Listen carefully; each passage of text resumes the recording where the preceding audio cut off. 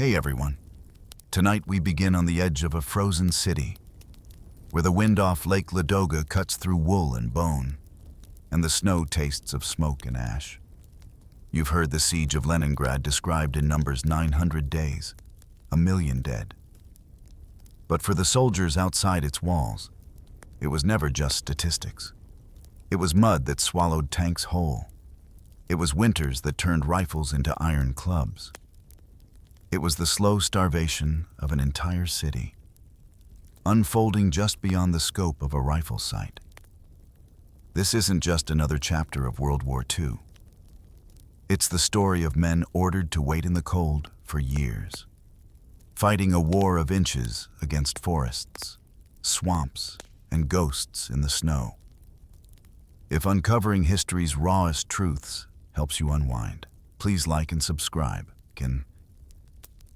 And hey, tell me in the comments, where are you tuning in from? And what winter memory still chills your bones?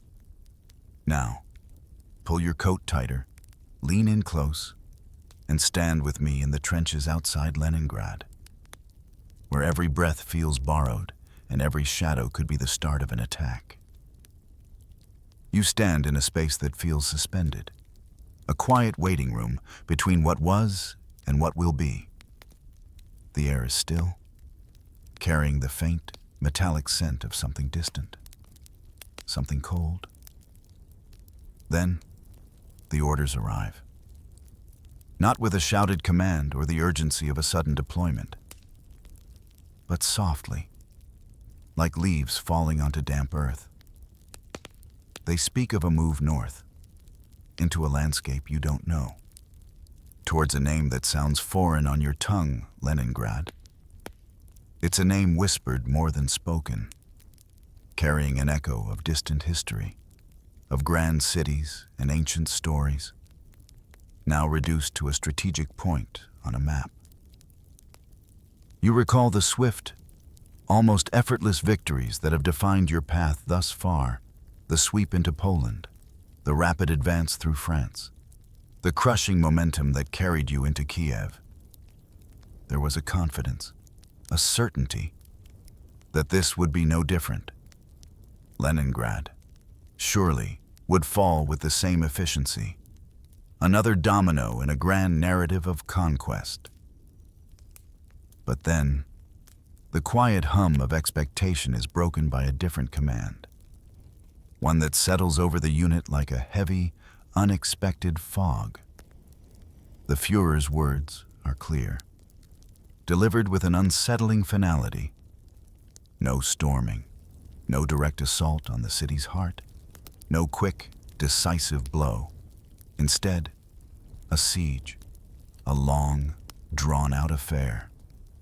Leningrad, it is decreed, will be starved. The city will be brought to its knees, not by the thunder of your guns in direct battle, but by the slow, inexorable gnawing of hunger. You feel a strange tremor, a disquieting shift in the familiar rhythm of war. The very idea of simply waiting, of encircling, feels alien. This strategy of starvation feels slow, inhuman, perhaps. Yet, it is the order, and orders, you know, are absolute. The news ripples through the ranks, not with shouts of protest, but with a quiet, heavy resignation. It's compounded by the knowledge that the formidable strength you've come to rely on the heavy artillery that paves the way. The armored divisions that tear through defenses have been diverted, sent elsewhere to other fronts, other battles, other objectives deemed more immediate, more crucial.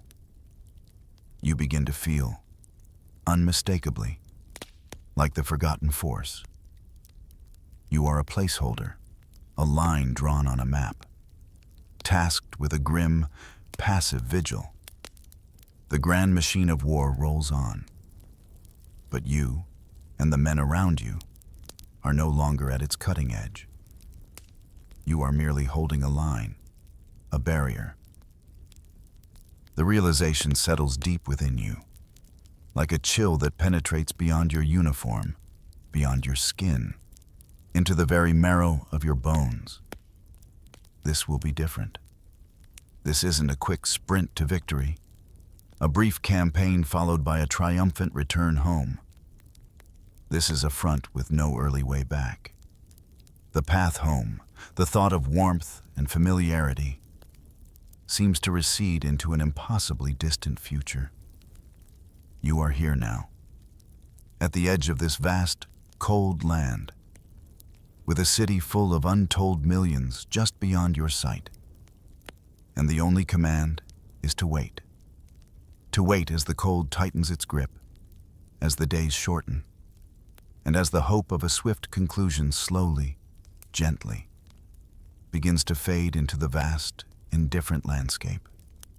The wind, once a fleeting chill, now feels like a permanent resident, a constant, quiet reminder of the path ahead. The journey north unfolds slowly, each mile bringing a deeper sense of isolation. When you finally arrive, the world around you has changed. You're no longer in the grand, open fields of earlier campaigns, but in a landscape that feels inherently broken. You are stationed in silent, ruined streets, the skeletal remains of what were once homes, churches, and shops. Buildings stand like hollowed-out eyesores, their windows shattered, their roofs collapsed inward. A pervasive scent hangs in the air, a blend that quickly imprints itself upon your memory, the sharp, acrid smell of burnt wood, mingled with something deeper, sickeningly sweet and metallic, the lingering scent of flesh. It tells a story that precedes your arrival, a story of sudden violence, of lives interrupted and extinguished without warning. Your immediate task, as the days begin to shorten and the chill deepens, is to dig into this scarred earth, to carve out protection, to create a new, albeit temporary, home beneath the ground. Your shovel bites into the earth, but not into soil that yields easily. No, this is ground already hardened by the encroaching winter, a mix of wet earth and stubborn ice. With each swing, the shovel strikes with a jarring impact, a metallic clang that reverberates up your arms, sending a numbing vibration through your hands. Your thin gloves offer little protection. Your fingers, already stiff, quickly grow numb, losing their dexterity. It becomes a rhythm, a slow, aching dance with the frozen ground lift. Swing, strike, a dull thud, the scrape of ice. You breathe heavily, your breath misting in the frigid air, the effort a dull ache in your muscles. As you work, the remnants of civilian life slowly scatter around you. Some, a precious few, manage to flee, carrying what meager belongings they can, their faces etched with desperate hope for safety beyond the immediate destruction. They move like ghosts through the rubble, their silhouettes fading into the horizon. But for many others, escape isn't an option. You see them, bewildered and vulnerable, pushed back, forcibly herded behind Soviet lines. Their bewildered faces, their silent pleas, are a constant, unsettling presence. They are the true cost, the silent witnesses to this unfolding tragedy, caught between the hammer and the anvil. You wonder what becomes of them, swallowed by the unknown, just as you are swallowed by this unforgiving landscape. Then, word arrives, carried on the wind, passed from man to man, a quiet confirmation of what your instincts have already begun to suspect. General Zhukov, a name already whispered with a mix of fear and respect, is reinforcing the city. He is not retreating, not abandoning Leningrad. Instead, he is strengthening its defenses, pouring in men and supplies, turning the city into an unbreakable fortress. This news, quiet though its delivery may be, lands with the force of a blow. It extinguishes, with chilling finality, any lingering hope of a quick capture. The idea of a sudden breakthrough, of a swift occupation, dissipates like smoke in the wind. This is not a temporary encampment. This is to be a permanent fixture, a static line on a frozen front. You are here for the long haul, digging deeper into this dead suburb, preparing for a war of attrition, a slow, grinding battle against a foe that now seems determined to hold at any cost. The ground beneath your feet feels less like earth and more like an eternal, unyielding tomb. As the calendar pages turn and the slight warmth of a passing autumn gives way, a new adversary emerges from the very ground beneath your feet. It is the season of Rasputitsa, a word that now carries the weight of a curse. The roads, once merely passable, transform before your eyes. They don't just become muddy, they become rivers of mud, churning, viscous torrents that seem to possess an insatiable hunger. You watch, with grim fascination, as the earth itself rises up in protest, swallowing whole the very tools of your mechanized war. Trucks, once symbols of swift transport, now flounder and sink. Their wheels spin uselessly, churning the thick, brown mire, digging themselves deeper with each desperate rotation. The roars of their engines become pathetic whimpers, choked by the suffocating embrace of the mud. Artillery pieces, massive and imposing, designed to deliver devastating blows, become immobile, their heavy wheels bogged down, their barrels pointed uselessly at the sky. Even the tanks, those behemoths of steel and track, succumb. Their powerful engines strain, their tracks spin and tear at the earth. But they cannot escape. You see them, one after another, settling lower and lower, like monstrous beasts slowly consumed by the earth, their steel hulls disappearing beneath the surface. The sight forces a return to a more primitive mode of movement, a primal struggle against the land.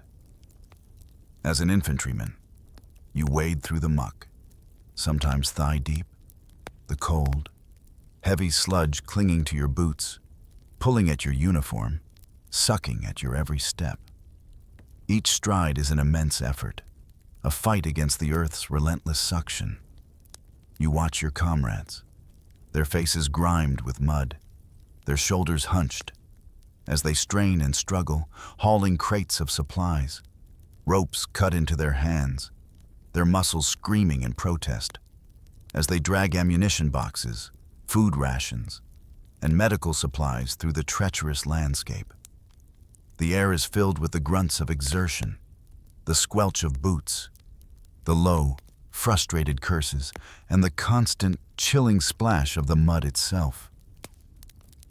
And then, there are the moments that truly sting, moments that twist the knife of your own impotence. You see them, the old Soviet tractors, the very machines of your enemy, lumbering through the mud with infuriating ease. They are called upon to perform the ignoble task of rescuing German vehicles. The irony is bitter, a taste like ash in your mouth. You watch, a strange mix of relief and resentment, as these crude, resilient machine symbols of the very people you are fighting pull free the trucks and artillery pieces your own men had been forced to abandon. Their engines choked, their wheels having spun their last. It is a stark visual of your vulnerability, a painful reminder that here, in this unforgiving landscape, the familiar rules of warfare have been rewritten. The mud, not the enemy's bullets, is the true victor, dictating the pace, swallowing the machines, and reducing the mighty to the helpless. It is a humbling, deeply frustrating sight, and it serves as a silent, chilling prophecy of the long, bogged-down struggle that lies ahead. You have now become a creature of the earth, dwelling in its cold embrace. Your world shrinks to the confines of the trench, a narrow, muddy ditch that is both your shelter and your prison. The dampness is omnipresent, a clinging chill that penetrates every layer of your clothing, seeping into your bones. The freezing cold is a constant companion, a dull ache that never truly leaves. Even when you're granted a momentary reprieve from the biting wind, the walls of your temporary home are earthen, slick with moisture, offering little solace against the biting air that seems to find every gap, every vulnerability in your defenses. Nightfall brings with it a different kind of life, one that scurries just beyond the edge of your vision, the rats. They are everywhere, emboldened by the stillness and the cold, their tiny, clawed feet rustling in the darkness. You hear them, sometimes feel them, crawling over bodies, not just the fallen, but the living, seeking warmth, seeking crumbs. It is a grotesque, unsettling symphony of the night. Their movements a constant, subtle reminder of the harsh, unyielding reality of your existence. Sleep, when it comes, is a fitful, shallow thing, punctuated by shivers and the phantom sensation of movement beside you. You wake in fragments, never fully rested, your mind always partially alert to the unseen presences in the dark. By day, your existence narrows further, becoming an exercise in observation and strained patience. You stare across the mist, a thick, ethereal veil that often hangs low over the landscape, obscuring details, blurring the line between your world and theirs. Beyond that mist, lies the city, Leningrad. It is a silent behemoth, a distant, unreachable silhouette against the pale sky. You imagine the millions within its walls, living their own existence, suffering their own trials, just as you are suffering yours. The silence from the city is often eerie, punctuated only by the occasional distant pop or rumble. But at night, the silence breaks. You hear it then, the deep, resonant echo of artillery fire. It's not always directed at you, but the sound carries across the cold, still air, a grim reminder that the war, though unseen, is always active. It is a constant, low thrum, a heartbeat of destruction that vibrates through the earth and through your chest. There are, of course, moments of action, small, contained bursts of violence. Occasional raids are launched, short, sharp skirmishes meant to probe the enemy's defenses, to capture a few prisoners, or to disrupt their lines. You move through the shadows, your rifle cold and heavy in your hands, your breath fogging before your face. These moments are brief, intense, and then they are over, leaving behind only the lingering scent of cordite and a heightened sense of unease. But for the vast majority of days, your life here is defined by waiting, just waiting. Waiting in the cold, your body growing stiff, your mind growing quiet. Waiting for orders that rarely come, waiting for something to happen, anything to break the monotonous stillness. Yet, beneath this quiet waiting, a constant vigilance hums. The forests that border your positions, the dark, tangled woods that seem to stretch endlessly into the distance, are not empty. You are always on edge, always listening, always scanning the tree line for movement, for a shadow that shifts unnaturally. You know they are out there, the partisans.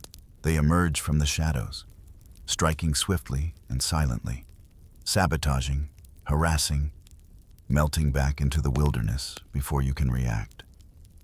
Every rustle of leaves, every snapped twig, every distant bark of a dog could be a sign. They are ghosts in the woods, a persistent, unsettling threat that adds another layer of tension to your already strained existence. You are never truly alone, never truly safe, even in the stillness of the trench. The cold, the rats, the distant city, the unseen partisans, they are the grim companions of your daily life, and they etch themselves into your very being. The true test arrives not in the form of an enemy charge, but as a silent, creeping force that blankets the land. Winter, in its full, unforgiving might, descends upon you, unlike anything you have ever known. The air itself seems to solidify, each breath a sharp, painful intake of icy particles. The thermometer drops, steadily, relentlessly, until it hovers around 4 degrees Fahrenheit. At this extreme temperature, the world around you, once merely cold, now transforms into something brittle, something hostile. Your rifle, once a reliable extension of your arm, becomes a temperamental, dangerous companion. Delicate mechanisms, intricate springs and pins, seize up. Oil freezes, metal contracts, and the smooth, precise movements required to load and fire become impossible. Your fingers, stiff and clumsy, struggle with the frozen bolt. When you finally manage to work it, the click of the firing pin on a stubborn round is often met with chilling silence. The rifle jams, constantly, rendering it useless at the very moment you might need it most. It transforms from a finely tuned instrument of war into nothing more than an iron club, cold and heavy in your numb hands. You feel a profound sense of helplessness, your primary means of defense suddenly unreliable, a mere ornament against the overwhelming cold. The great machines, too, suffer.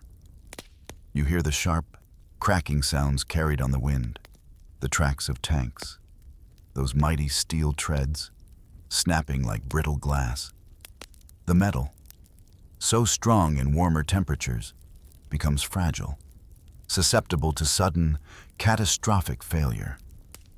Vehicles that were merely bogged down in the mud are now immobilized by the relentless grip of the frost. Their engines refusing to turn over, their parts frozen solid. The world around you seems to be turning to stone, and you, a mere human, are caught within its petrifying embrace. The cold, however, is most insidious in its attack on your own body. Frostbite, a phantom thief, begins its quiet work. It steals the sensation from your fingers, then your toes, turning them pale, then waxy, then a terrifying, mottled purple. You see it in your unit, the grim progression, the slow, agonizing loss of digits. Men return from patrols with blackening extremities, the skin hard and lifeless. The medical tent is a place of quiet despair, filled with the hushed sounds of pain and the grim pronouncements of inevitable amputations. You instinctively clench your fists, wiggle your toes, a silent, desperate check for the warmth that signals life, the sensation that tells you the thief has not yet reached you. You wrap yourself in whatever meager warmth you can find. Thin, worn blankets, layers of salvaged clothing, even animal furs stripped from the scarce wildlife. But the cold, persistent and indifferent, seems to cut through everything. It seeps through the wool, through the leather, through the very fabric of your being. It is a deep, internal chill that no amount of layering seems to alleviate. It drains your strength, clouds your thoughts, and numbs your senses. Every movement becomes a conscious effort, every breath a struggle against the burning sensation in your lungs. And then, carried on the frigid wind, are the whispers, rumors, stories, passed quietly from one frozen man to another, of the fate of those inside the city you are besieging. Thousands, they say. Thousands are dying every day, dying not from bullets or bombs, but from something far more insidious, something born of the very strategy you are enacting: hunger. The whispers carry details too grim to fully comprehend, too terrible to dismiss. You try to push them away, to focus on the immediate, on the cold that threatens your own life. But the images cling to the edges of your mind. The city, silent and distant, becomes a colossal tomb, and you, a silent witness to its slow, agonizing demise. The winter does not merely turn the landscape to stone. It threatens to turn the men themselves into frozen, lifeless monuments to a war that seems to have no end. A phrase begins to circulate, whispered among the ranks, a quiet acknowledgement of your unit's grim reality: the poor man's front. Army Group North, the force to which you belong, is seen as the neglected child of the grand German war effort. You feel it in the slow trickle of supplies, the infrequent arrival of mail from home, the gnawing absence of proper equipment and adequate rations. While other fronts, more dynamic, more strategically crucial in the eyes of the high command, receive the lion's share of resources, you are left with the scraps, a skeletal force maintaining a static, grinding siege. This sense of being overlooked is deeply corrosive to morale. You hear the comparisons, usually delivered in hushed tones, almost as if speaking them aloud would make the injustice too real. You learn of the replacement numbers on other fronts. The Eastern Front, particularly, receives fresh recruits, new divisions, constant infusions of men and material to replace their losses. But here, the numbers are dismal. Your unit shrinks, not through dramatic, climactic battles, but through the slow, steady attrition of frostbite, disease, sporadic skirmishes, and the endless, quiet suffering of the siege. Replacements are few and far between, often ill-equipped, fresh from training, and woefully unprepared for the frozen hellscape you inhabit. You watch your comrades fall, one by one, and fewer arrive to take their places. The thinning ranks are a constant, visual reminder of your forgotten status. There is, of course, a small measure of support, a thin lifeline thrown from the sea. The Kriegsmarine, the German Navy in the Baltic, does what it can. You sometimes see their ships, or hear distant shelling from the coast, a reminder that you are not entirely alone. They provide a limited amount of naval gunfire support, helping to pin down enemy positions or disrupt their coastal supply routes. Their presence is a small comfort, a fleeting moment of alliance in a war that often feels like a solitary, endless struggle. But it is never enough. Never enough to change the balance of power, never enough to break the stalemate, never enough to truly ease the crushing pressure. Their efforts are a drop in the vast, unyielding ocean of this siege. The feeling settles deep within you, an inescapable, heavy truth. You are a placeholder. You are a static line in someone else's grand war plan. A force kept here simply to maintain the blockade, to tie down Soviet divisions that might otherwise be used elsewhere. You are not a spearhead, not an arrow aiming for the heart of the enemy. You are merely a wall, a human barrier, enduring endless cold and quiet suffering, so that other, more glamorous operations can proceed. Your purpose feels less like a noble pursuit and more like a grim, thankless chore. The glory and swift triumphs of earlier campaigns are a distant memory, replaced by the bitter, daily grind of a forgotten front. You are here, in this frozen wasteland, not to win a great victory, but simply to exist, to hold a line, to continue the slow, brutal starvation of a city you can only dimly perceive beyond the mists.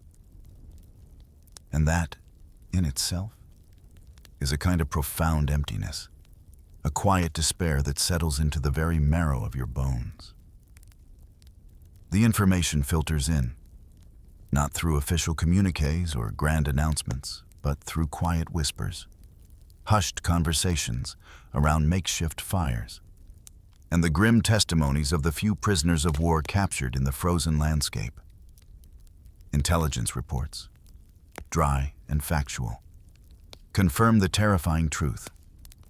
Inside Leningrad, the city you surround, starvation has taken hold. It's not just a scarcity of food. It's an apocalyptic famine. The stories begin to circulate. Tales that make the breath catch in your throat, that twist the stomach with a chilling mix of horror and disbelief. Cannibalism, they whisper. Families consuming the flesh of the dead.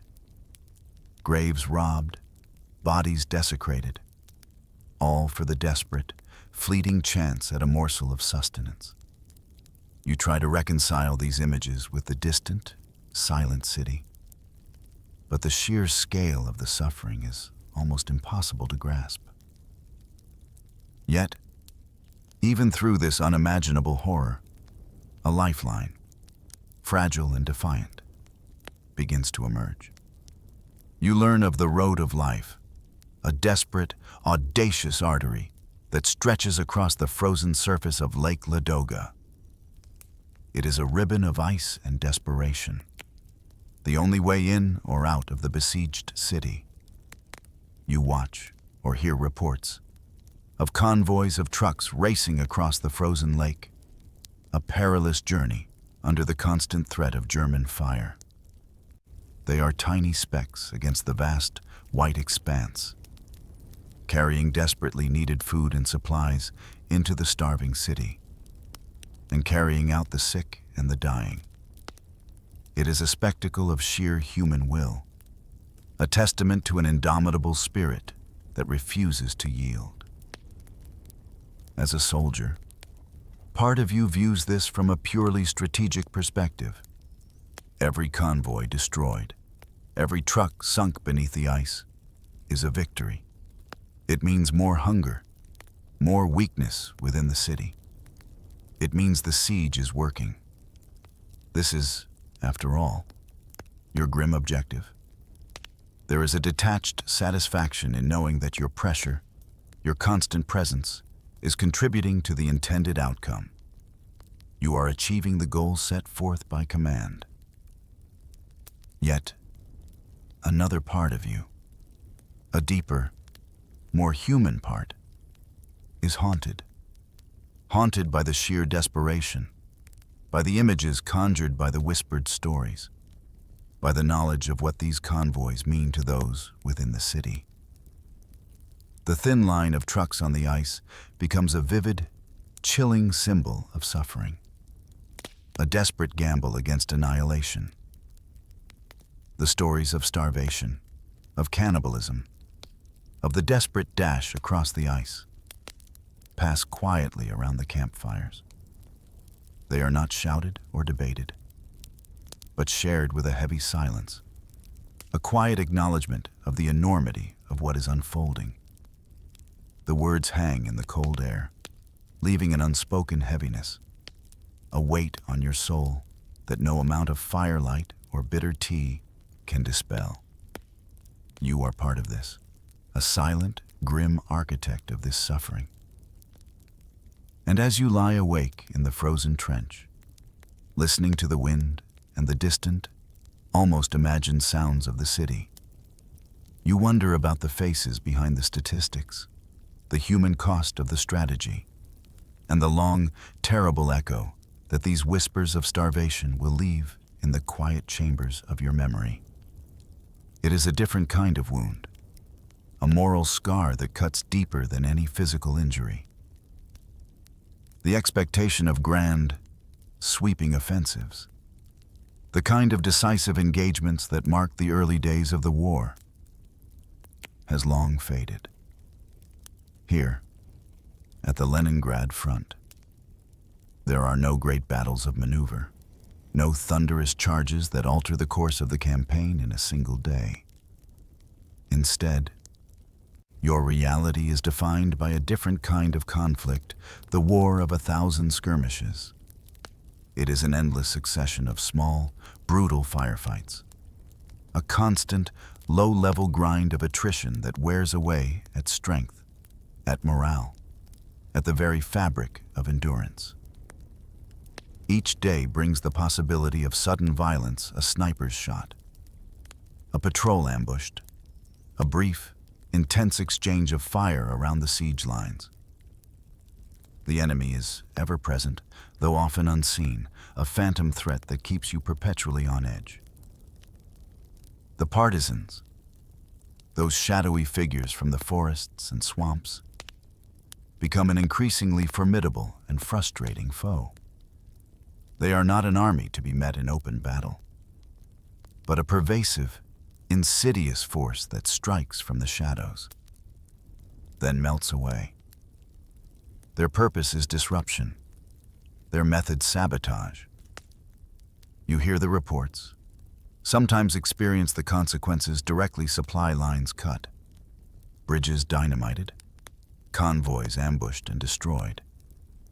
The vital arteries that bring food, ammunition, and reinforcements to your position are constantly threatened, constantly bleeding. Every time you embark on a patrol, every time a supply truck ventures out, there is a tangible sense of unease, a tightening in the gut. The world outside your trench is a hunting ground, and you are often the prey. The very landscape itself becomes an ally of the enemy, an obstacle as formidable as any fortified position. The forests, dark and dense, offer endless cover, turning every tree into a potential hiding spot for an unseen sniper. The swamps, treacherous and unforgiving, swallow men and machines whole, transforming what should be a straightforward advance into a slow, agonizing crawl through murky water and clinging mud. And then there is the snow. When it falls, thick and silent, it muffles sound, blurs vision, and turns every patrol into a dangerous venture into an unreadable landscape. Every step could conceal a tripwire. Every mound of snow could hide an enemy soldier.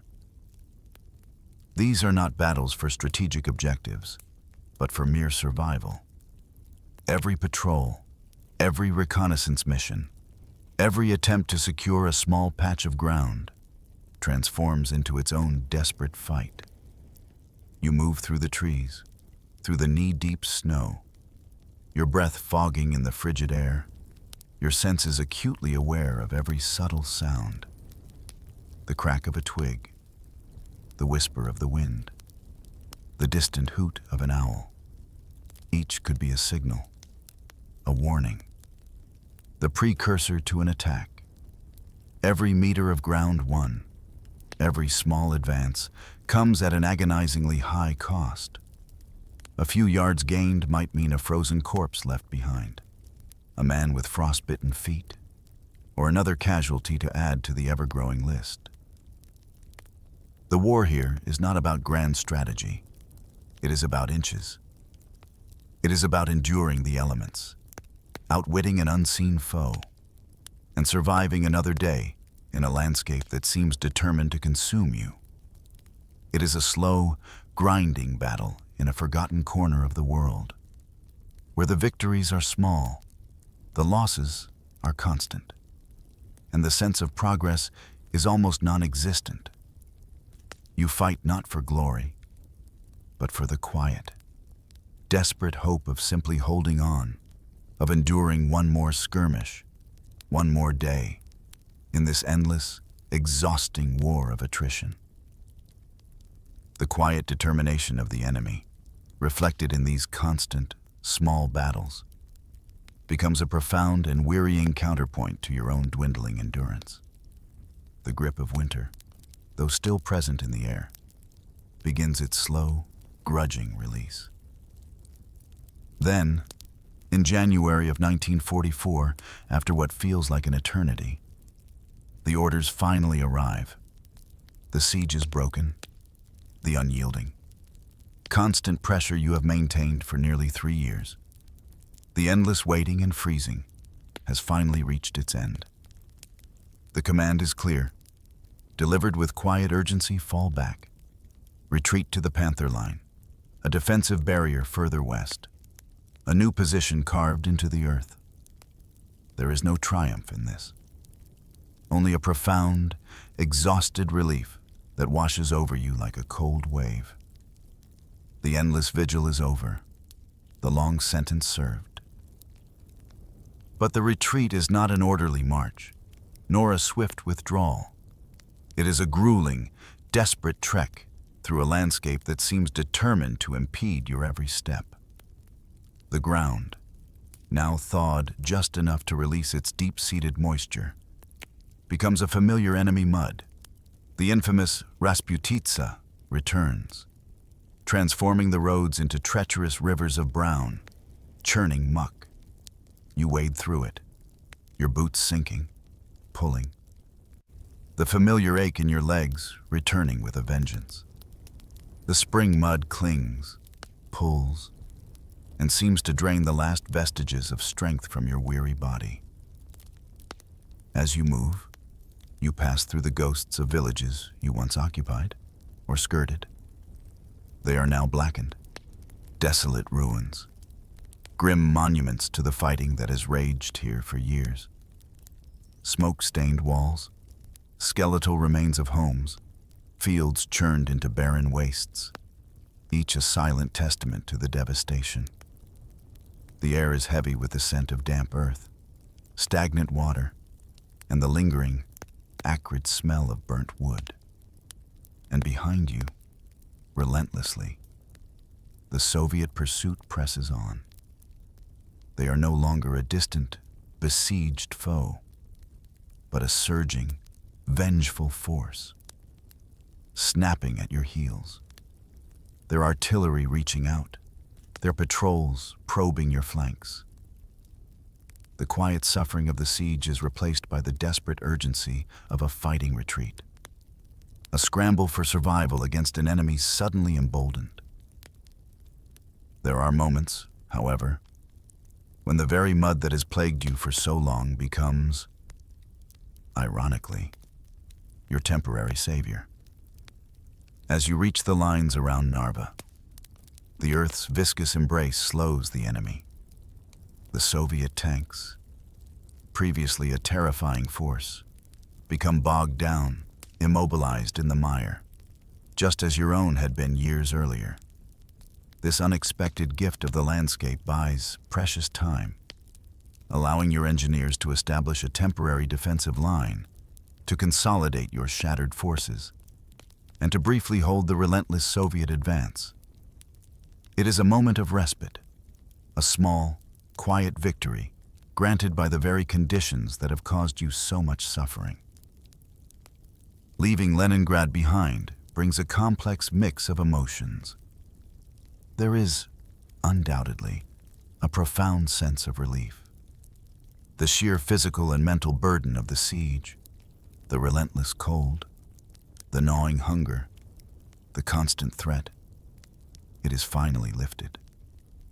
You are moving away from that silent, suffering city, away from the constant reminder of its slow demise. But beneath the relief, a bitter taste lingers. 3 wasted years. 3 years of freezing, of fighting small, brutal skirmishes, of enduring conditions that pushed you to the brink of human endurance. 3 years that ultimately ended not in conquest, but in retreat. The sacrifices, the suffering, the loss of comrades. It all seems to hang in the air, a heavy, unspoken weight. You are moving forward, but the invisible chains of those 3 years remain, dragging quietly behind you, a silent, enduring monument to a futile, grinding war. The retreat continues, a long, weary shuffle across a landscape that seems to grow progressively bleaker. By late 1944, the map has changed dramatically, and you find yourself in a new, unfamiliar corner of the world, one that quickly becomes synonymous with entrapment.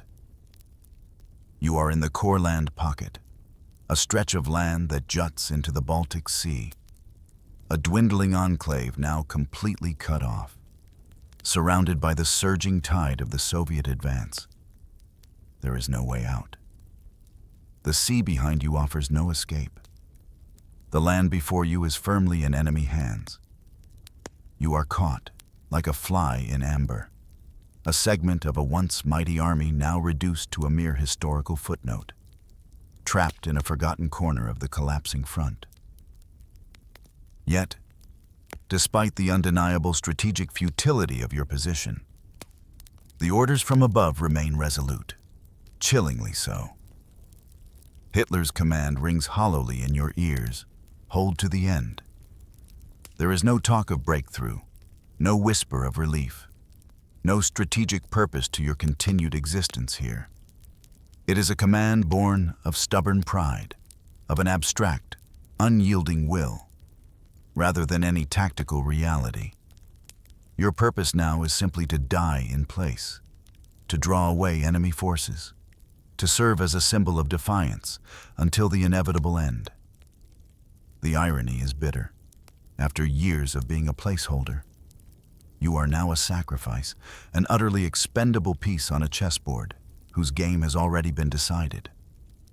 The final months are a blur of desperate, isolated fighting. The cold returns, though perhaps not with the same soul-crushing intensity as Leningrad. Still, the constant skirmishes, the dwindling supplies, the gnawing certainty of your fate, combine to create a pervasive sense of doom. You fight not for victory, but for mere moments, for the fleeting promise of another day's survival. Hope, a fragile thing, has long since vanished. All that remains is the grim determination to see it through, to fulfill the impossible command, even as your world shrinks, day by day, to the confines of this shrinking pocket. And then, finally, on May 8th, 1945, the quiet arrives. A stillness descends upon the land, a strange, almost unnatural silence after years of constant noise and tension. The war, the great, terrible war, is over. For you and your comrades, trapped in the Courland pocket. It means one thing: surrender. Over 200,000 soldiers, a vast, defeated army, lay down their arms. You join the long, silent lines of men, walking into an uncertain future. The immediate threat of combat has ceased, but a new, equally daunting chapter begins: captivity. For many, it will be a prolonged ordeal. A decade of harsh labor and grim survival in Soviet prison camps, far from home, far from the lives they once knew. Some will not see freedom again until 1955, 10 long years after the guns fell silent. And so, your 4 years in northern Russia, a span of time that feels both endless and impossibly brief, draw to their quiet, unheroic conclusion. It was a war defined not by grand maneuvers or glorious victories, but by the relentless, all-consuming forces that shaped every moment of your existence: hunger, a constant, gnawing presence; mud, an enemy as formidable as any army; and a slow, grinding death. Not always from a bullet, but from the cold, the disease, the despair, the memory of Leningrad, of the city you tried to starve, of the endless, frozen vigil, will remain etched into your memory, a silent, internal landscape of endurance and loss. You simply waited, you endured, and now you will remember the echoes of the silence, the cold, and the quiet suffering will follow you, a permanent shadow of those unforgiving years. Our journey begins in the nascent years of the Third Reich, a time of ambitious visions and the quiet, often overlooked, sowing of seeds that would grow into a formidable, and indeed infamous, military entity. Picture the early 1930s, an era when the shadows of future conflicts were only just beginning to lengthen across Europe. It was within this evolving landscape that Heinrich Himmler, a figure of meticulous organization and unwavering conviction, began to conceptualize a force unlike any other. His vision was not merely of soldiers, but of an Aryan elite, a vanguard of the Third Reich, imbued with an ideological fervor and physical perfection that would set them apart. This, he believed, would be the very embodiment of the new Germany. In these formative years, the resources of the fledgling organization were, understandably, quite limited. The grand ambitions often outstripped the practical means. Consequently, this nascent force, which would eventually become known as the Waffen SS, found itself leaning heavily on the established Wehrmacht, the traditional German armed forces, for much of its fundamental training and tactical instruction. Imagine young recruits, perhaps fresh from their villages or towns, stepping onto the training grounds, their movements still unpolished, their understanding of warfare largely theoretical. They would be taught the basics of drill, the intricacies of small arms, and the rudimentary principles of unit cohesion by instructors whose experience stemmed from Germany's long-standing military traditions. This reliance on the Wehrmacht for foundational knowledge was a practical necessity, a quiet acknowledgement that expertise, even for an envisioned elite, often needs to be borrowed from existing wells. Yet, from its very inception, there was a clear, almost palpable distinction that Himmler sought to cultivate. This force was never intended to be merely another extension of the traditional German military. While the Wehrmacht certainly comprised highly professional and disciplined soldiers, the SS units were designed to be something more, or at least something different. Their training went beyond the conventional military curriculum. It was intertwined with an intense, pervasive indoctrination, a deep immersion into the ideological tenets of the regime. Imagine the quiet halls where lectures on racial purity and unwavering loyalty were delivered, not as dry academic lessons, but as fundamental truths to be absorbed into the very fiber of one's being.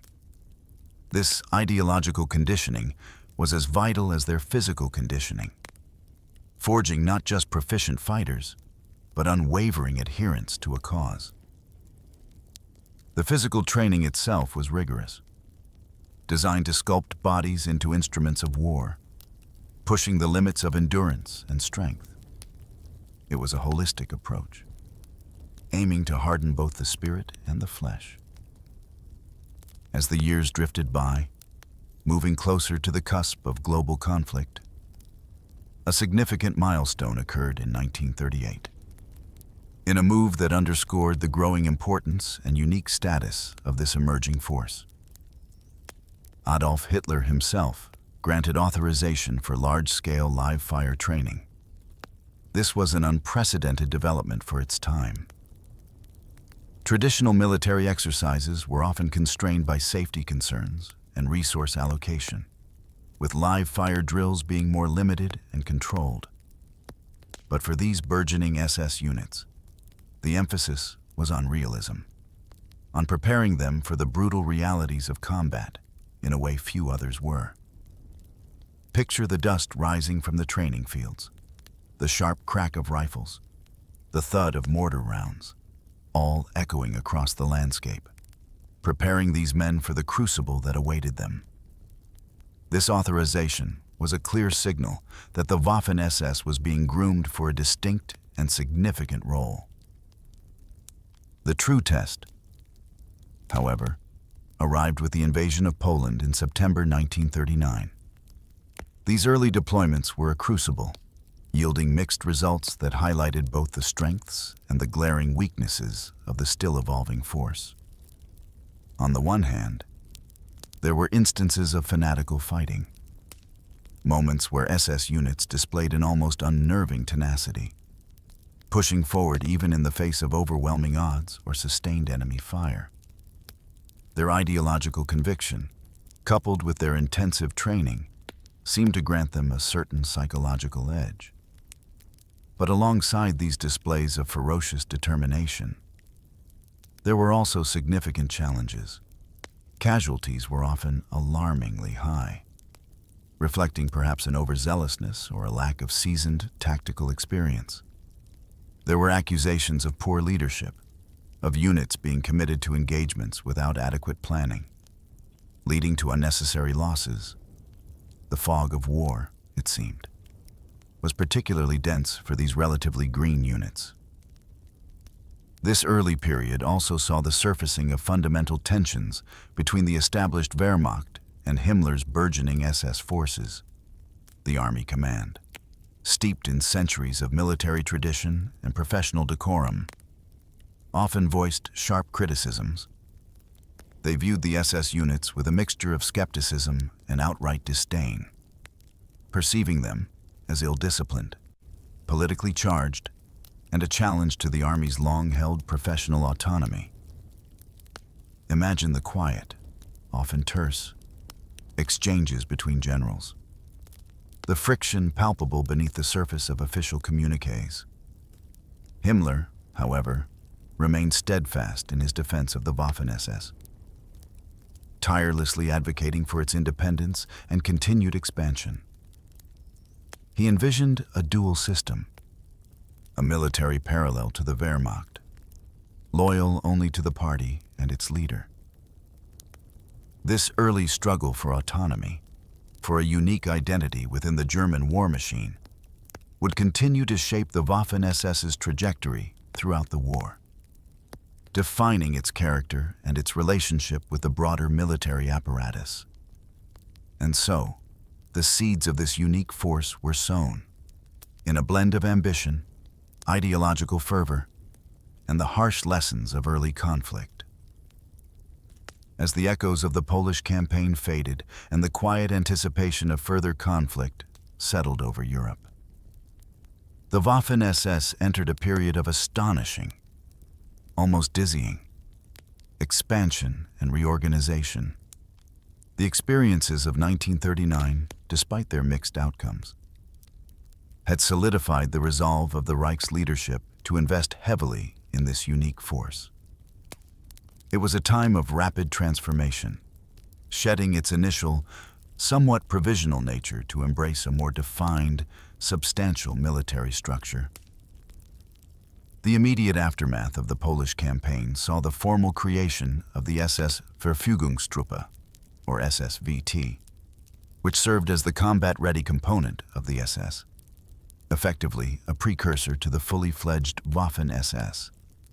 Within this burgeoning framework, specialized divisions began to crystallize, each with its own distinct identity and purpose, yet all bound by the overarching ideological principles.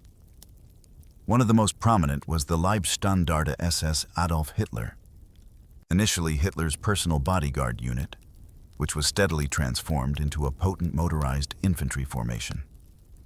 Then there was the SS Totenkopf Division, drawing its cadres from the SS concentration camp guards, bringing with it a stark, chilling reputation.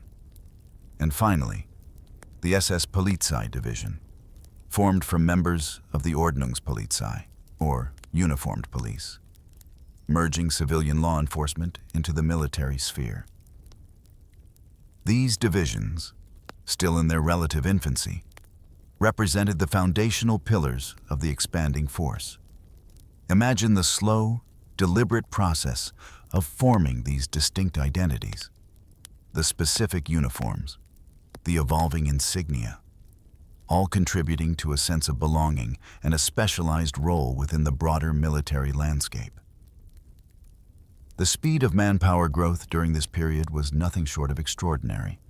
In a remarkably short span, the force swelled dramatically, from a relatively modest 18,000 personnel to an impressive figure exceeding 100,000. This explosive growth brought with it immense logistical and organizational challenges. Picture the sudden influx of thousands of new recruits, young men, many barely out of their teenage years, arriving at training camps across Germany. The sheer scale of accommodation, feeding, uniforming, and, most critically, arming and training such a rapidly expanding body of troops was a monumental undertaking. This wasn't a gradual, planned increase, but a sudden, urgent demand for warm bodies, driven by the escalating political tensions and the looming shadow of a broader European war. The quiet, almost contemplative atmosphere of the earlier training grounds was replaced by the constant buzz of activity, the unending lines of new faces, and the clamor of construction as new barracks and facilities were hastily erected. One of the more complex aspects of this rapid expansion was the equipping of the new formations, particularly the motorized artillery battalions that were critical for modern maneuver warfare. While these units were theoretically formed, the actual delivery of their heavy weaponry often lagged considerably behind.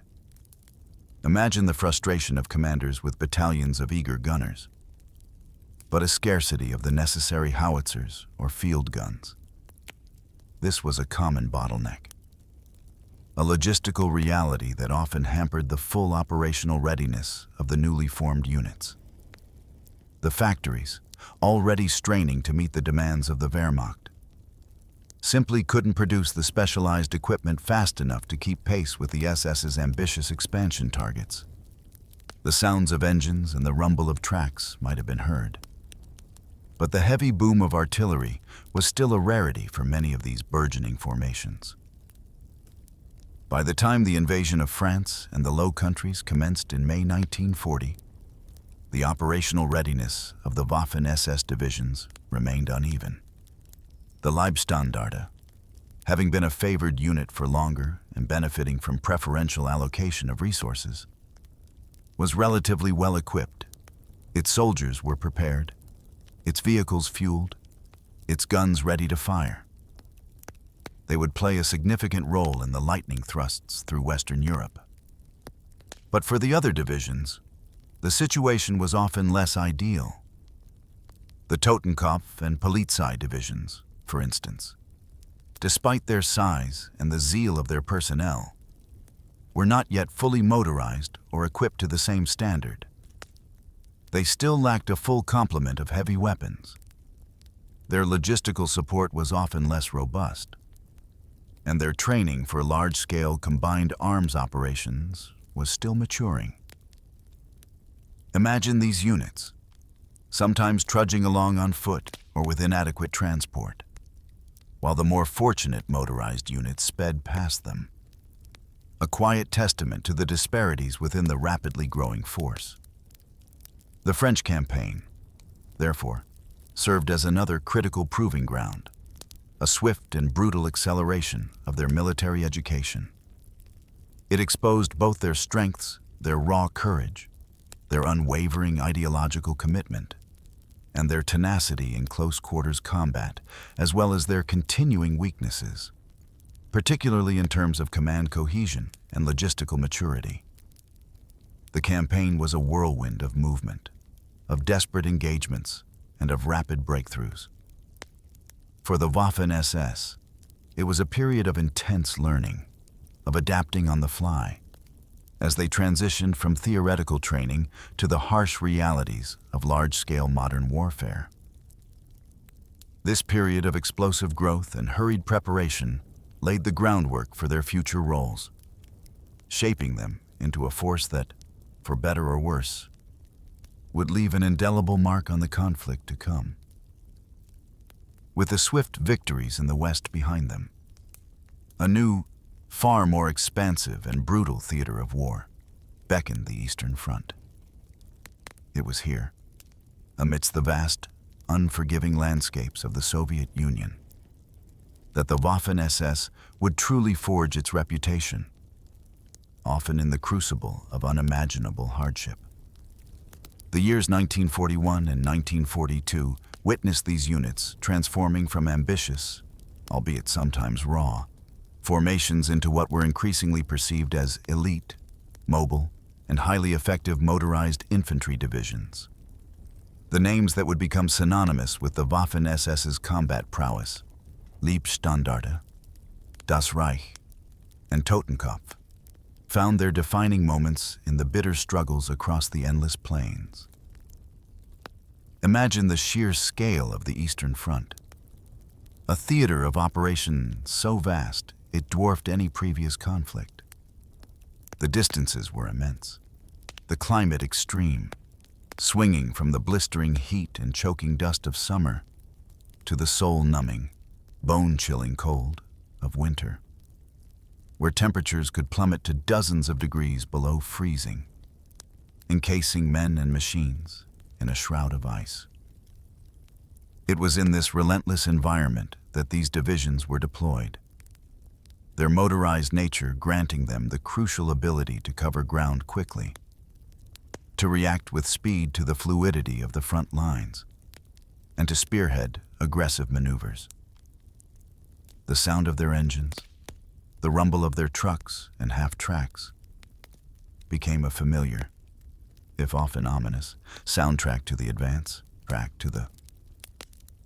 their equipment, while often subject to the vagaries of supply lines stretched thin across thousands of miles, was generally superior to that of many of their adversaries, and certainly to the standard German infantry divisions of the time. They were armed with a robust array of weaponry, the ubiquitous Mauser rifles, the rapid-firing MG-34, and later MG-42 machine guns that would become the backbone of their defensive tactics, versatile mortars for indirect fire support, and a growing complement of anti-tank weapons and artillery pieces. Light armored cars provided reconnaissance and limited combat capabilities, adding to their mobility and flexibility. Picture the diverse array of equipment, each soldier a small cog in a larger, complex machine, all geared towards relentless forward momentum and fierce defense.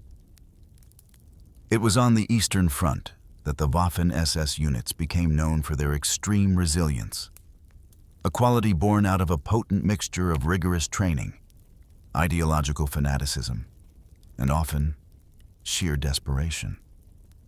They were frequently tasked with holding positions against overwhelming numerical superiority, facing waves of Soviet assaults that seemed to materialize from the frozen earth itself. Instances abound where a single SS company, sometimes even a platoon, would stubbornly defend a crossroads or a village for days, absorbing tremendous punishment, inflicting heavy casualties on the attackers, and refusing to yield even when encircled or low on ammunition. Imagine the tension in a foxhole, the ceaseless thud of distant artillery, the close-range crackle of small arms fire, and the biting wind or the suffocating heat, all conspiring to break the spirit. Yet, time and again, these units held. This unwavering tenacity, bordering on the suicidal, earned them a fearsome reputation among their adversaries and a growing mystique within the German high command. This burgeoning reputation, often fueled by dramatic battlefield reports and the strategic importance of the objectives they held or captured, began to capture the personal admiration of Adolf Hitler. For a leader deeply invested in the ideological purity and military prowess of his chosen elite, the perceived successes of the Waffen SS on the Eastern Front served as powerful validation. He saw in them the embodiment of the Aryan warrior, the unwavering loyalty, and the aggressive spirit he so desired. This personal favor, in turn, translated into tangible benefits. More resources were diverted to the Waffen SS, ensuring a more consistent supply of men and materiel, often at the expense of the Wehrmacht. Their status within the German military hierarchy was elevated, granting them greater autonomy and influence. Imagine the internal political machinations, the quiet resentment from the traditional army, as Himmler's favored force continued to expand and gain prominence. The 1941 to 1942 period on the Eastern Front, therefore, was not just about combat. It was about the crystallization of an identity. It was about defining their tactical approach, solidifying their internal cohesion, and, perhaps most significantly, building a formidable, if controversial, reputation. The names of these divisions would echo through the war's narrative, synonymous with both battlefield tenacity and, tragically, with the brutal excesses that often accompanied their advance. It was a dark chapter of intense combat, where the seeds of their future legacy, both military and moral, were firmly planted in the frozen soil of the East. In the relentless crucible of Eastern Front warfare, and indeed across all theaters where they fought, the Waffen SS developed a distinctive infantry combat doctrine, one that centered with an almost singular focus on the power of the machine gun. It was, quite literally, the backbone of their defensive posture and a crucial element of their offensive thrusts. Imagine the heavy, rhythmic thud of an MG-34 or the astonishingly rapid, almost tearing sound of an MG-42, their barrels glowing cherry red from sustained fire. These were not merely weapons. They were the very breath of their infantry squads, dictating movement, defense, and attack. The strategic positioning of these machine guns was an art form in itself, practiced with meticulous diligence. Every vantage point, every natural undulation of the terrain, every ruined building or tree line was evaluated for its potential as a firing position. The emphasis was on maximizing fields of fire, interlocking sectors to create a deadly lattice of bullets that could sweep across wide areas. Camouflage was paramount, not just for the gunners, but for the entire position, carefully blending into the surroundings to escape detection from enemy observers or aircraft.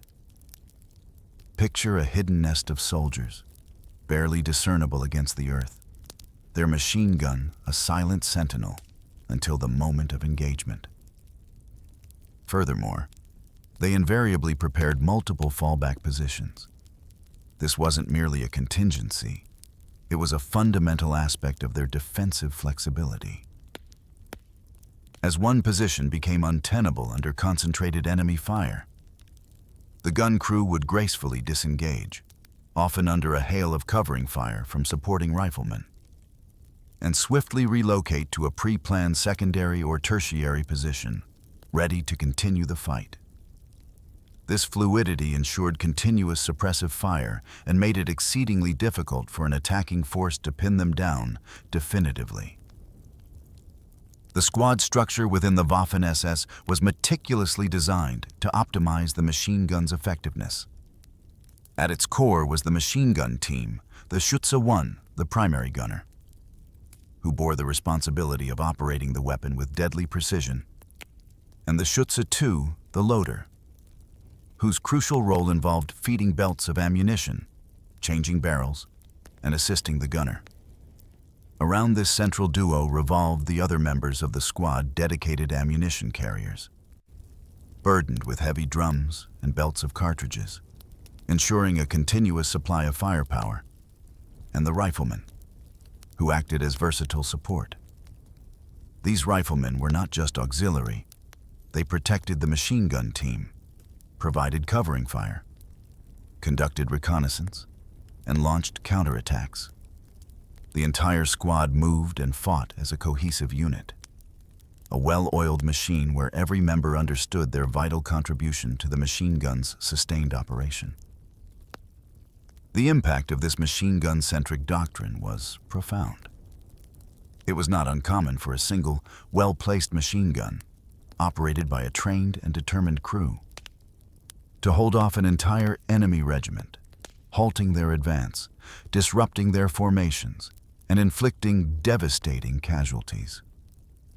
Imagine the sheer psychological terror of facing an invisible, relentless torrent of steel, its tracers cutting through the air like fiery threads, forcing soldiers to ground, shattering their morale.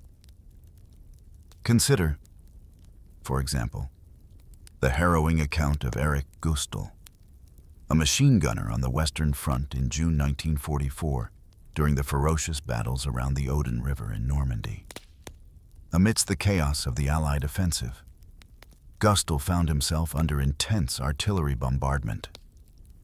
A shell exploded nearby, and shards of shrapnel tore into his eyes, blinding him instantly. In that moment of searing pain and sudden darkness, many would have collapsed, screamed, or sought immediate medical aid. But Gustl, driven by an almost unbelievable tenacity and perhaps the deep-seated indoctrination, did not falter. Guided by the desperate shouts of his comrades and the sound of approaching British troops, he continued to operate his MG-42. With sight gone, he relied on sound, on the practiced feel of the trigger, on the rhythmic feeding of ammunition by his loader. He kept firing, a blind, unwavering force, a torrent of lead cutting through the advance. The sheer, inexplicable determination of a man firing into the unseen, combined with the relentless chatter of his machine gun, sowed such confusion and fear among the attacking British forces that they were ultimately forced to retreat, unable to overcome the unyielding, unseen resistance. It's a chilling testament to the individual's will and the power of a single weapon wielded with absolute resolve. Another remarkable instance involves Johann Fiedler. His solo action with an MG-34 at Demyansk on the Eastern Front stands as a stark illustration of the individual initiative that could emerge from this doctrine. Faced with a desperate situation, Fiedler, instead of retreating or digging in, launched a daring, almost suicidal, charge with his heavy MG-34. Imagine him, a single man, advancing under enemy fire, the heavy weapon clutched in his hands, firing bursts as he moved. The sheer audacity, the unexpectedness of a single machine gun, advancing rather than defending, must have been utterly disorienting to the Soviet forces. In the ensuing confusion and disarray, Fiedler not only disrupted their positions, but managed to capture an astonishing 39 prisoners and seize 5 enemy machine guns. This was not a textbook maneuver, but a testament to the aggressive spirit that the Waffen SS sought to instill, where the machine gun was not just a defensive tool, but also an instrument of audacious, shock-inducing offense. These stories, woven into the larger narrative of their combat experiences, underscore the profound impact of their machine gun tactics. It was a doctrine that prioritized overwhelming firepower, adaptive positioning, and, perhaps most critically, the unwavering commitment of the soldiers who wielded these formidable weapons, making them the silent, thundering heart of the Waffen SS infantry. Beyond the direct, pulverizing impact of machine guns, another weapon system played a quietly indispensable role in the Waffen SS's tactical playbook, the Mortar. These unassuming, often overlooked pieces of ordnance were the unsung heroes of many engagements, providing flexible, immediate fire support that was both economically efficient and remarkably difficult for the enemy to counter. The heavy reliance on mortars was a hallmark of their infantry-centric combat style, especially on the fluid and ever-changing front lines where heavy artillery support might not always be available or responsive enough. Imagine the simplicity of a mortar, a smooth bore tube, a base plate, and a bipod. Yet, from this seemingly primitive design, a devastating rain of high explosive shells could be launched. They were cheap to produce, especially when compared to the complex mechanics and logistical demands of field artillery guns. Their mobility was a significant advantage. A mortar team could quickly break down their weapon, carry its components across rough terrain, and set up a firing position in a matter of minutes. This allowed them to keep pace with advancing infantry or swiftly redeploy during defensive operations. Furthermore, their high tarsants, arcing trajectory made them incredibly difficult to target from the air, as they offered little visual signature, and their firing positions were often concealed in dips or behind slight rises in the ground. The unique thump of a mortar launching its projectile, followed by the distinctive whistle of the descending round and the subsequent crump of its impact, became an all too familiar sound on the battlefield, especially for those on the receiving end. What truly set the Waffen SS's mortar tactics apart was their sophisticated and often audacious use of pre-registered fire. This involved meticulously mapping out potential target zones, both in forward areas where enemy advances were anticipated and, remarkably, even on their own positions. This seemingly counterintuitive practice was a cornerstone of their counterattack doctrine. By pre-registering fire on their own defensive lines, they could, if their positions were overrun by an enemy assault, unleash a devastating barrage of mortar rounds directly onto their own men and the encroaching enemy. This was a desperate, almost nihilistic measure, but it was designed to deny the enemy any secure foothold and to allow for immediate, brutal counterattacks to retake lost ground. Imagine the harrowing decision to call down fire on ground where your comrades might still be fighting, a testament to the ruthless pragmatism of their approach. It was a grim calculation, accepting casualties on one's own side for the greater strategic objective of halting an enemy breakthrough. A vivid illustration of the devastating effectiveness of these mortar tactics comes from the Western Front, during the brutal fighting for Caen in July 1944. On July 8th, the 12th SS Panzer Division, Hitler Jugend, comprised largely of fiercely indoctrinated young men, found itself defending the vital Caen airfield against a determined Canadian attack. The Canadians launched a concerted offensive, pushing forward with infantry and tanks, aiming to break through the German lines and seize the airfield. As the Canadian forces advanced, the Hitler Jugend's mortar teams unleashed a torrent of shells. They had meticulously pre-registered the approach routes and key assembly areas. The sky filled with the rising thumps and falling whistles as round after round descended upon the advancing troops. The impact was immediate and catastrophic. The continuous, heavy mortar fire, combined with the explosions of shells ripping through the air and tearing into the earth, created absolute chaos among the Canadian ranks. Shrapnel flew indiscriminately, kicking up dust and debris, tearing through bodies. The deafening concussions disoriented the soldiers, breaking their formation and shattering their morale. Casualties mounted rapidly. The precision and sheer volume of the mortar fire effectively dislocated the Canadian attack, transforming a planned assault into a desperate struggle for survival amidst a hail of explosions. The advance stalled, cohesion dissolved, and the Canadians were ultimately forced to withdraw, their objective unsecured, largely due to the relentless, devastating rain of mortar shells orchestrated by the Hitler Jugend. This example underscores the Waffen SS's mastery of mortar employment. It wasn't just about lobbing shells.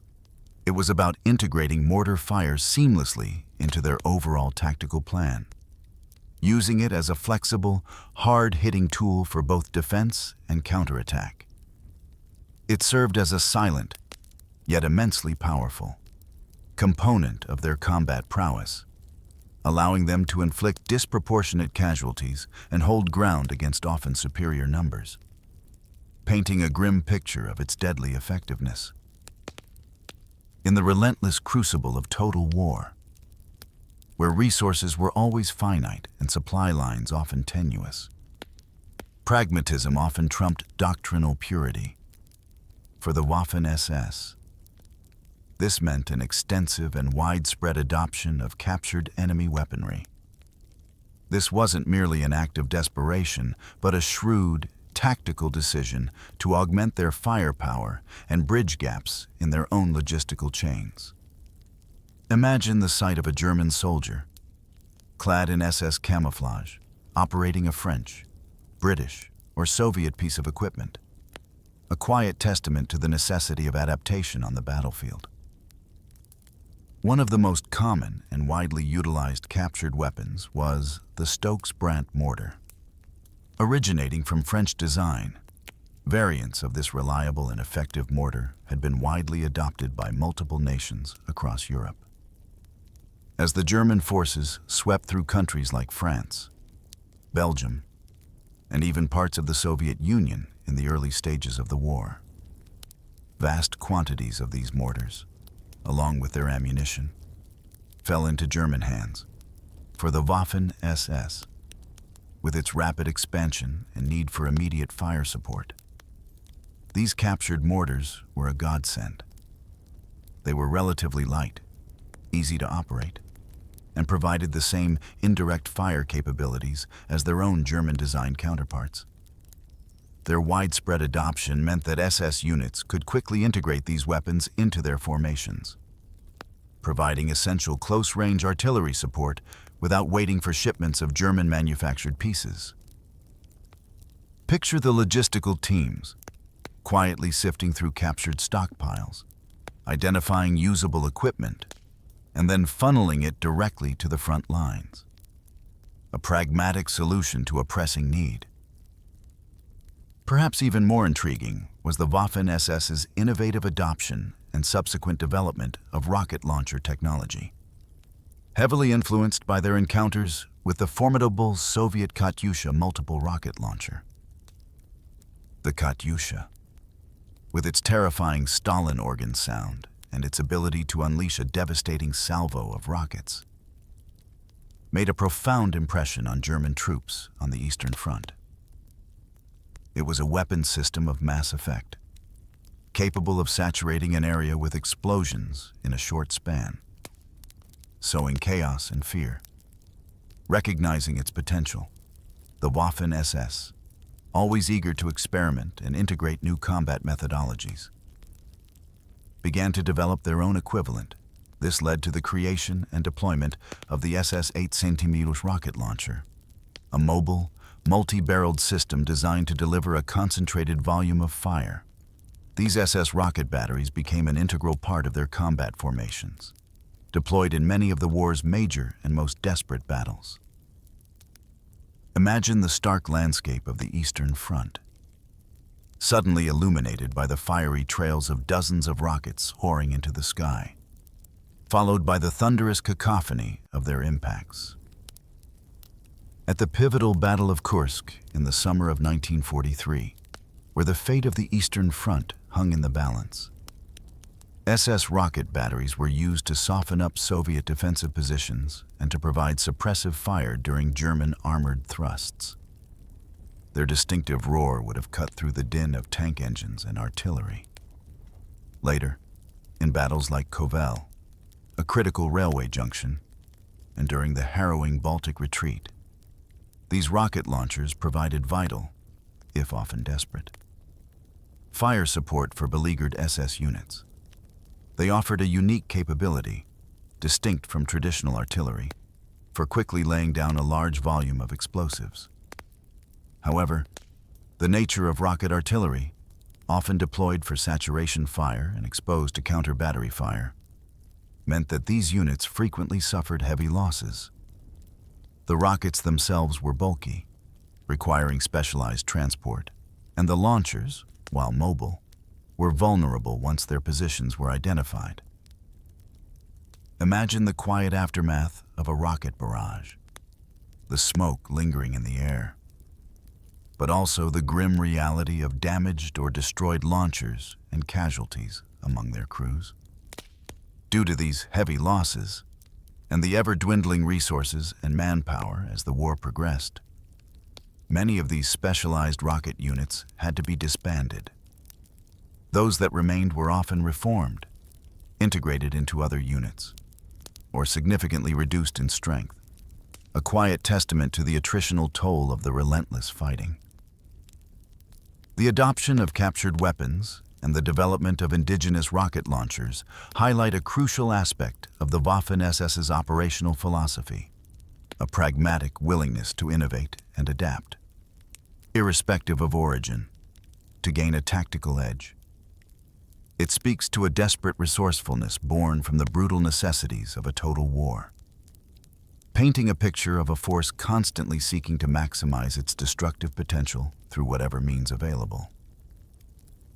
In the intricate tapestry of ground combat, where the grand scale of armored thrusts often overshadows the meticulous details of infantry actions, the role of specialized support weapons and engineer units became critically important for the Waffen SS.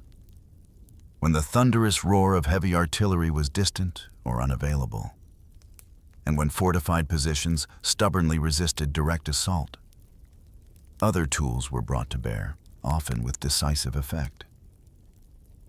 The infantry gun was one such tool.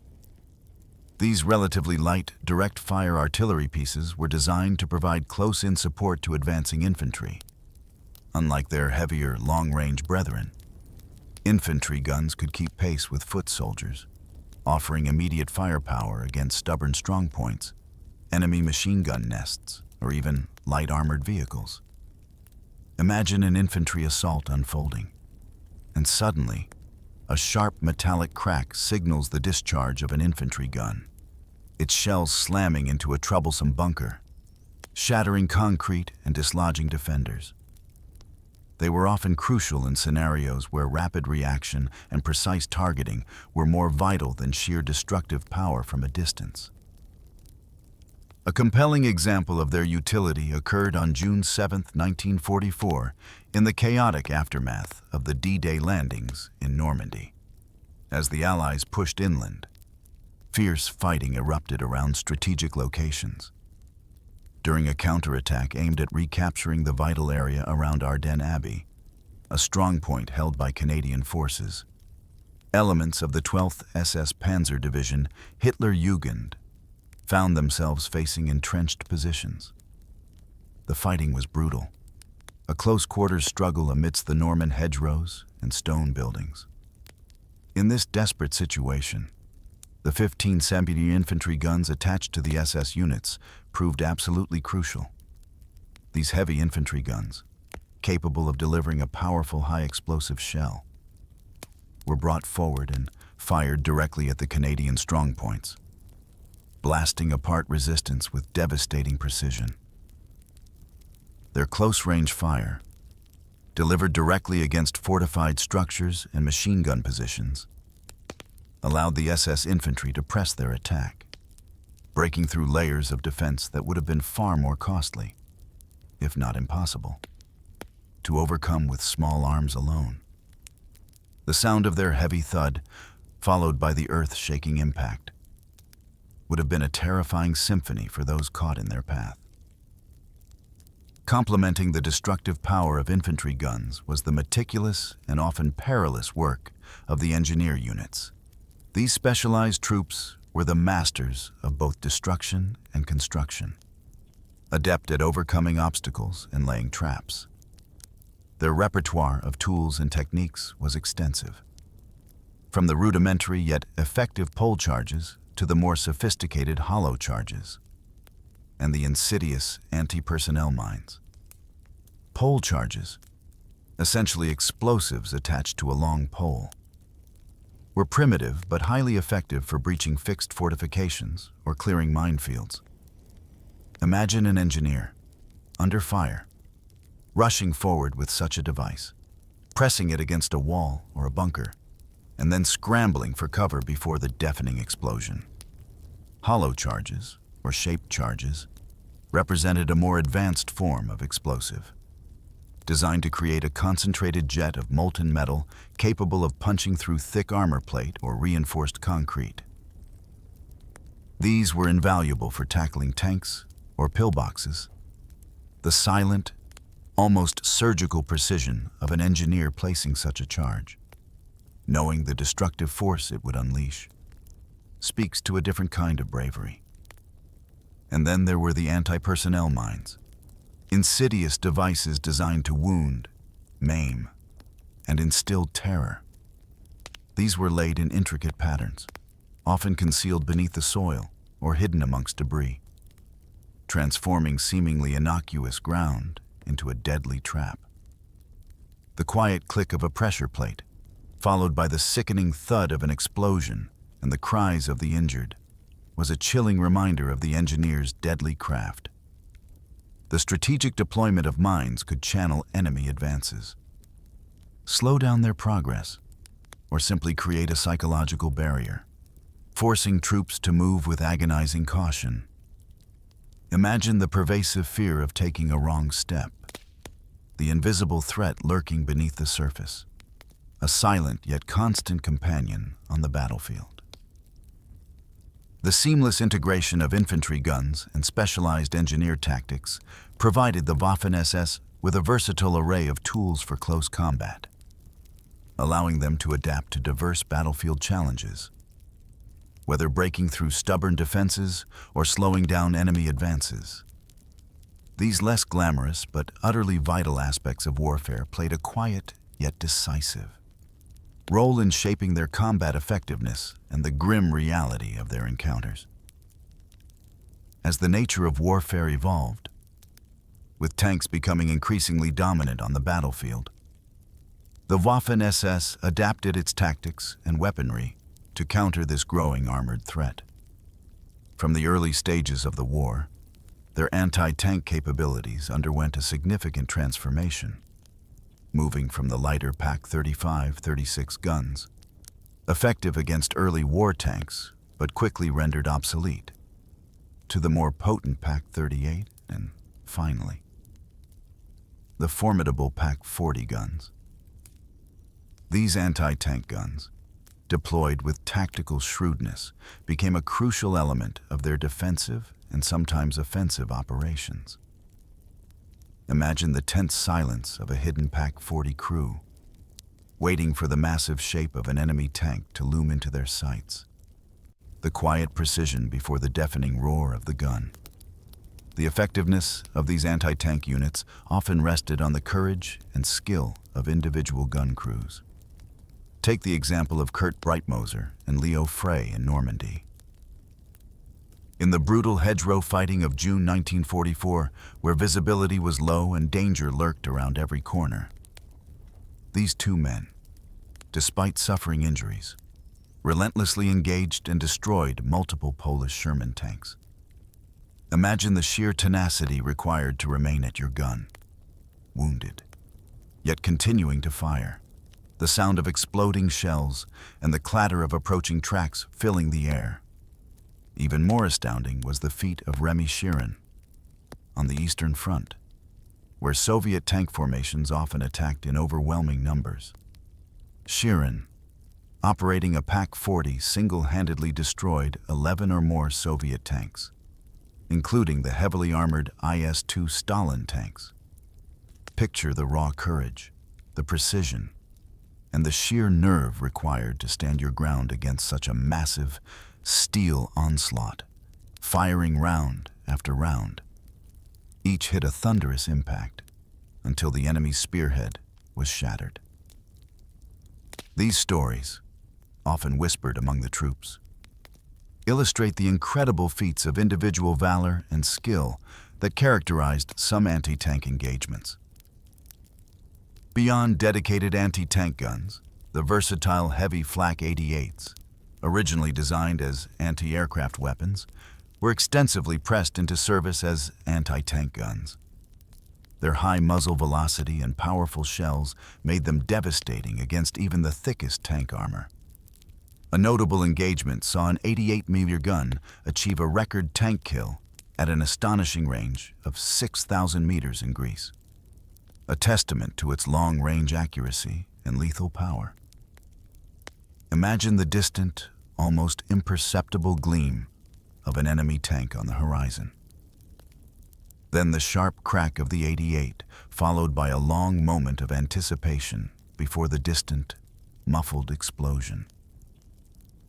Alongside the focused destruction of tanks, the Waffen SS also excelled in armored reconnaissance, viewing it not just as intelligence gathering, but as an active, aggressive combat function.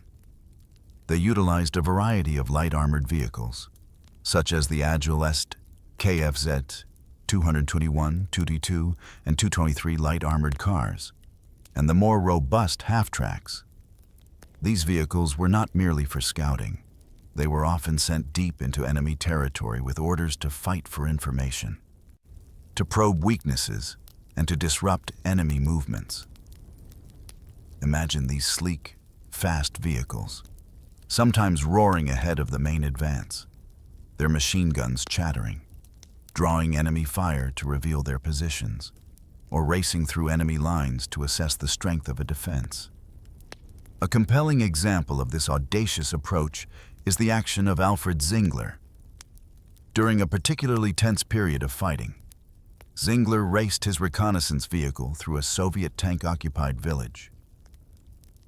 This was not a stealthy infiltration, but a daring, high-speed dash, designed to draw fire and identify the exact strength and disposition of the enemy armor. Imagine the deafening roar of his engine, the incoming rounds pinging off his armor, as he deliberately exposed himself to hostile fire, his eyes scanning for every detail. This incredible act of bravery and strategic recklessness allowed him to gather vital intelligence, which then enabled his unit to prepare an effective defense against the impending Soviet attack. His actions highlighted the Waffen SS's belief that reconnaissance should be an active, often violent, process, not just passive observation. These two facets, the evolution of anti-tank capabilities and the audacious nature of armored reconnaissance, demonstrate the Waffen SS's adaptability and willingness to commit to aggressive, high-risk tactics, leveraging both specialized weaponry and the daring of individual soldiers to achieve their objectives on an increasingly lethal battlefield. As the war entered its middle and later stages, the battlefield became increasingly dominated by heavier, more formidable armored vehicles. The Waffen SS, ever at the forefront of adopting new combat doctrines and cutting-edge weaponry, began to integrate the Panther tank from 1943 onwards. This revolutionary medium tank, with its sloped armor and powerful 7.5 cm K-42 L-70 main gun, was a formidable machine, a true game-changer on the battlefield. It offered a significant improvement over earlier German tank designs, capable of engaging most Allied and Soviet tanks at long ranges while offering robust protection. Imagine the imposing silhouette of a panther, its long barrel pointed forward, rumbling across the terrain, a symbol of German engineering prowess. Key Waffen SS divisions, including Das Reich, Hohenstaufen, Nordland, and Hitlerjugend, were among the first to receive these new tanks, though their availability often remained mixed due to production limitations and the sheer demands of the front. Despite these challenges, Panthers played pivotal roles in numerous notable engagements. They were crucial in the defense of Narva on the Eastern Front, where they spearheaded desperate counterattacks against overwhelming Soviet forces. In Normandy, during the fierce fighting, Panthers famously ambushed Worthington Force on Hill 95, inflicting heavy casualties and demonstrating their superior firepower and armor. And perhaps most famously, during the Ardennes offensive, a small number of Panthers were disguised as American M10 tank destroyers, an audacious deception tactic aimed at sowing confusion behind enemy lines. A quiet nod to their ingenuity even in desperate times. By 1945, Panthers continued to be a mainstay, from the ambitious Spring Awakening offensive in Hungary to the desperate final defense of Berlin itself, where their last remaining tanks fought house to house amidst the rubble.